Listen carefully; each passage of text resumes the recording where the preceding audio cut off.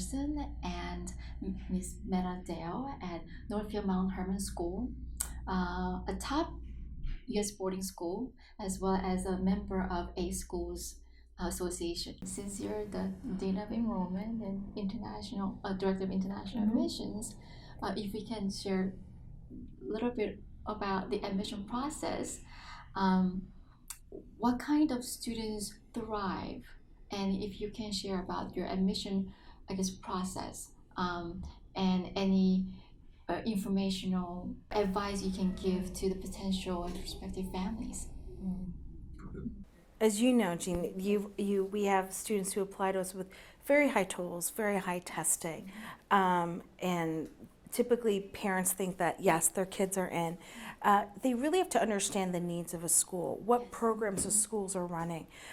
For instance, I might have a kid who is 115 TOEFL, 95 SSAT, but I don't have a lot of, I don't have a water polo team, and that kid might be a water polo player.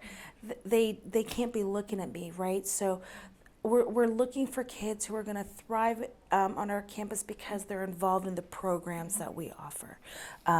So music, arts, athletics, what kind of activities are they going to be involved in? And to be able to do them at a high level. So, for some of our students from Shanghai, we have some very, very good swimmers. Our basketball, I think, are we ranked this year as number 2 in the country? I think 2. We're number 2 in the country. And so there are many students, international students, who love to play basketball. Typically, they're not going to play varsity basketball here. We have kids who are 5'6" who can dunk a basketball, right? So it's really finding their niche on the campus and being able to thrive in that niche on campus. I think it is sometimes confusing. If I look from the perspective of families who their experience has been the highest test score, highest grade wins. Yes. and that's hard. But think about this. If you think about this, even at Harvard, we'll keep picking on Harvard. He can do that because his son went there. Yes. Harvard could take only valedictorians to fill their 1,400 slots, but they don't. So why doesn't Harvard, who can take all the valedictorians, don't?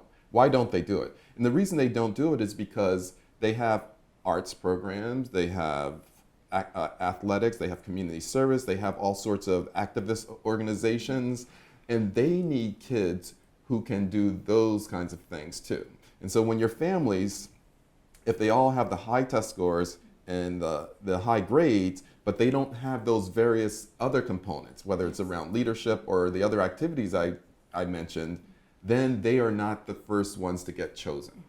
And of course, among that, there are going to be some students who are just so exceptional academically, those are going to get selected. But there are only going to be a few of those who are at that kind of the Einstein level of proficiency in the academics. And so that is the biggest challenge I see for many of those international families coming to us, is that they come in and they don't have the breadth and depth that they need. Okay, great. Well, thank you. Sure thing. Great, of course. Thanks for coming. Thank you. Thank you.